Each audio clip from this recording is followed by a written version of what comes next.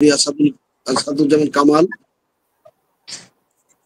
এবং সাবেক আইজি মহোদয়ের যে রায় হয়েছে এই রায় নিয়ে কথা বলা এবং তার সাথে সাথে ৩২ নম্বর বাড়িতে আজকে আবার ২টা বুলডোজার নিয়ে ছাত্র জনতা গিয়েছিল সেই বিষয় নিয়ে কথায় কথা আসে। প্রথম কথা হলো এই বিচারটি গোটা দেশবাসী কিভাবে নিয়েছে এবং বিচারটি রায় যা হয়েছে এটা কি ইনসাফপূর্ণ হয়েছে কিনা, এটি একটি গুরুত্বপূর্ণ বিষয়। এই বিষয় নিয়ে আমি অল্প সময়ের মধ্যে বলতে চাই, এই যে বিচার হয়েছে বিচারটি নৈতিকতার জয় হয়েছে, বিজয় হয়েছে, ইনসাফ প্রতিষ্ঠা হয়েছে এবং কিলার, দুর্নীতিবাজ এবং প্রচন্ড প্রতাপশালী আর কোন শক্তিকে তোয়াক্কা যিনি করতেন না তার পরাজয় হয়েছে।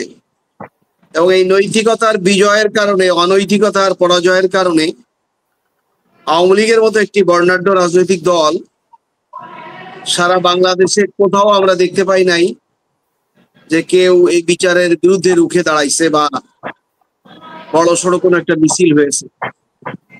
আওয়ামী লীগ যে এত চুপে যাবে, হারিয়ে যাবে এত অল্প দিনের মধ্যে, এটা মহান রব্বুল আলামিন ছাড়া আমরা অনেকেই জানতাম না। তবে আমরা বুঝতাম যে এত বড় অপরাধী একদিন না একদিন হারিয়ে যাবে। যাই হোক, কথার প্রেক্ষাপটে কথা বলতে হয়। আমরা দেখতে পাই কুরআনুল কারীমের মধ্যে কিন্তু এই বিচারের ব্যাপারে বলা হয়েছে। আল্লাহ তাআলা সূরা নিসার মধ্যে 58 নম্বর আয়াতে বলেছেন, ইন্নাল্লাহা ইয়া'মুরুকুম আন তুআদ্দুল আমানাতি ইলা আহলিহা। এই আয়াতের শেষ অংশে আল্লাহ বলছেন, ওয়া ইযা হাকামতুম বাইনান নাসি আন তাহকুমু বিল আদল। যখন তোমরা মানুষের মাঝে বিচার ফয়সালা করবে তখন ন্যায় বিচার করবে। ইন্নাল্লাহা নি'ম্মা ইয়াইযুকুম বিহি ইন্নাল্লাহা কানা সামিআন বাসীরা। নিশ্চয় আল্লাহ তাআলা তোমাদের কত উত্তম উপদেশ তিনি না দিয়েছেন। নিশ্চয় আল্লাহ সবকিছু শোনেন, সবকিছুই দেখেন। জুলাই 2024 সনের গোটা মাস ব্যাপী মানে 15-16 তারিখ থেকে শুরু করে সারা দেশে যে মানুষের সাথে অমানবিক আচরণ করা হয়েছে, বিশেষ করে ছাত্র জনতার কাছে। এবং এই ছাত্র জনতারা প্রথম যে কর্মসূচি দিয়েছিল সেটা কোঠা আন্দোলন, বৈষম্য বিরোধী ছাত্র সংগঠন। এবং এই কোঠা আন্দোলনের বিষয় নিয়ে সাবেক ঢাকা বিশ্ববিদ্যালয়ের ভিপি নুরুল হক নূরের নেতৃত্বে কয়েকটি বছর আগে এত আন্দোলন হলো, তারপরে জাতির সাথে প্রহসন করে সেটা মেনে নেওয়া হলো।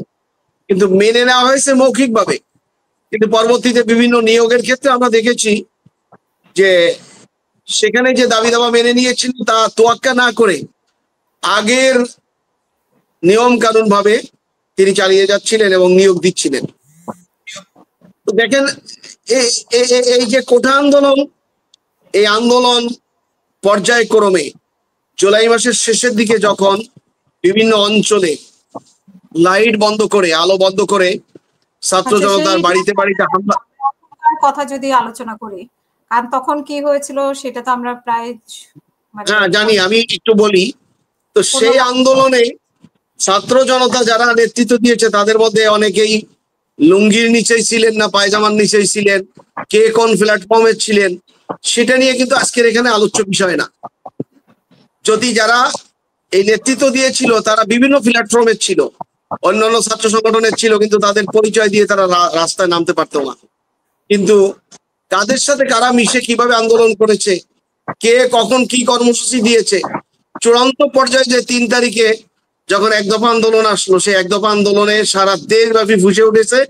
সে কারণে আমরা মোটামুটি এখন সারা বাংলাদেশের সর্বস্তরের নাগরিকরা স্বাধীনতা আশু পর্যন্ত আমরা পেয়েছি। এই জন্য স্বাধীনভাবে কথা বলতে পারছি, স্যাটেলাইট মিডিয়াগুলোতে কথা বলতে পারছে, বাংলাদেশের প্রিন্টিং মিডিয়াতে স্বাধীনভাবে লিখতে পারছে, আমরা আপনার প্যানেলে এসেও যারা স্বাধীনভাবে এখন কথা বলতে পারছি যে আমরা অনেক হিসাব কিতাব করে কথা বলতে হচ্ছে না। যাই হোক, 32 নম্বরে যে আজকে নতুন করে আক্রমণ, কোন সৃজনশীল ভদ্র মানুষ কোন আক্রমণ ভাঙচুর এগুলোর পক্ষে অন্তত মিডিয়াতে এসে কথা বলতে পারেন, এটা বলার তার নৈতিক কোনো ভিত্তি নাই। আমরাও কিভাবে বলবো? কিন্তু ছাত্র জনতার উপর যে তাদের বুক ভেঙে দেওয়া হয়েছিল, জীবন্ত মানুষের উপরে যেভাবে আগুন লাগায় দেওয়া হয়েছিল, সেই রোশনল কিন্তু এখনো বাংলাদেশের ছাত্র জনতার মধ্যে আছে। আমি জানি না আজকে কোন শ্রেণীর ছাত্ররা, শুধুমাত্র কি একটি দলের ছাত্ররা সেখানে গিয়েছে না সর্বস্তরের ছাত্ররা গিয়েছে জানি না। সরকারের দায়িত্ব যার সেটা মোটামুটি আপাতত, যেহেতু 13 মাস পরে নতুন করে আবার ভাঙচুরের রাজনীতিতে বাংলাদেশের সৃজনশীল ভদ্র মানুষগুলো এটা বিশ্বাস করে না, এই জন্য পুলিশ এবং আর্মি নিয়োগ করে সেখানে সেটা বাধা দেওয়া হয়েছে। ভালো কাজ করেছে, এটাকেই আমরা সমর্থন করব।